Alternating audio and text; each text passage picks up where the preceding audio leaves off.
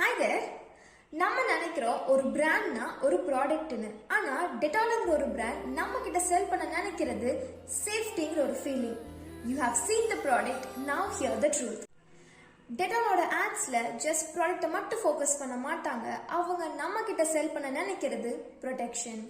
Dettol kills 99.9% ஜெர்ம்ஸ்னு சொன்ன உடனே நமக்கு மீதி இருக்கிற சோப்ஸ் பெட்டரா க்ளீன் பண்ணுமா, சீப்பா இருக்குமா, ஃப்ரேக்ரன்ஸ் பெட்டரா இருக்குமான்னு யோசிக்கிறத தாண்டி நம்ம எந்த சோப்ல சேஃபா இருக்கும்னு யோசிப்போம். அப்போ டெட்டால் நமக்கு கொடுக்கிற ஒரே ஆப்ஷன் டெட்டால் சோப்ஸ்.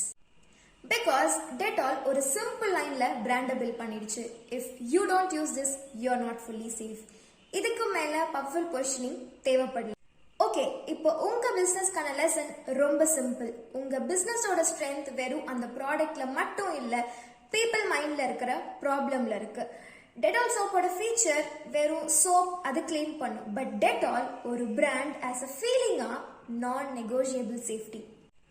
அதனால தான் டெட்டால் மார்க்கெட்ல எந்த காம்படிஷனும் பார்க்காம காமா நம்பர் 1 பொசிஷன்ல இருக்கு.